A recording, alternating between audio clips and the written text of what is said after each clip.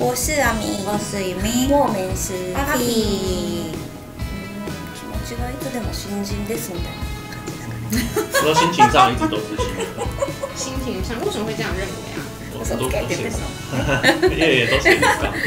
でもなんかそのもうちょっとベテランってなると、まだまだ上にはベテランの先輩方もいるし、こういつでもフレッシュな気持ちでいた方がいいかなって。でも知らないこともいっぱいあるし、やってないこともいっぱいあるから、ね、なんかベテランというには、なんかなっていう。中堅みたいな。そう、永遠の中堅です。中堅ってなんて言うんだろうね。中堅同じです。ずっとポケモンの話してる。そう、この間もそれで上海ガニ食べに行ったよね。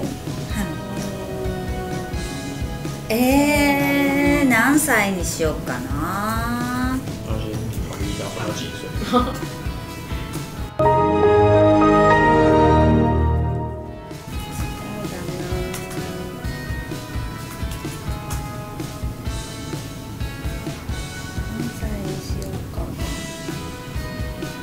って言いながらそんなにすごい戻りたくはないんだけど、別に今でそんなに困ってないんで。そうなんだよだけどあれだよね、今ポケモンで思い出した。今日来る時に飛行機でね、ピカチュウの名探偵ピピカチュウを見たんですけど、途中で着いちゃったからもう見れないんですね。すごい、なんで最初から見なかったんだろうと思って、この気持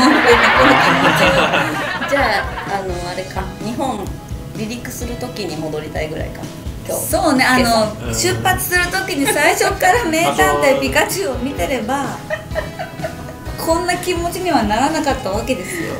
確かに。もう私それでいい。私ですか。私はちなみに今日最初に名探偵ピカチュウを見たので全部見れたんですけど、私はもう仮に未来にああいう状況になってポケモンと暮らせる未来があるとするならそこに行きたいです、むしろ。那我问一个也是假设的问题，那如果真的有神奇宝贝存在的话，两个人想要抓到什么样的神奇宝贝？私すっごいカラカラがすごく好きだったんですけど、あの映画を見てめっちゃ泣いてる、うるさいじゃんみたいな、すごくうるさかったから、あれじゃなくていいかな。もっとピカチュウのふわふわの感じが。ミュウツーって言ってもなんだろう。ミュウツー、絶対あれでしょ。プリン、夜寝つきが悪いから。寝かしてもらう。プリンっていう歌歌った周りをね寝かしてしまう。所以他就是唱歌，然后大家会睡着。そうそうそう。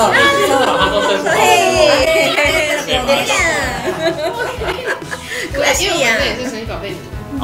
すごいポケモンファン。何がいいですかじゃあ。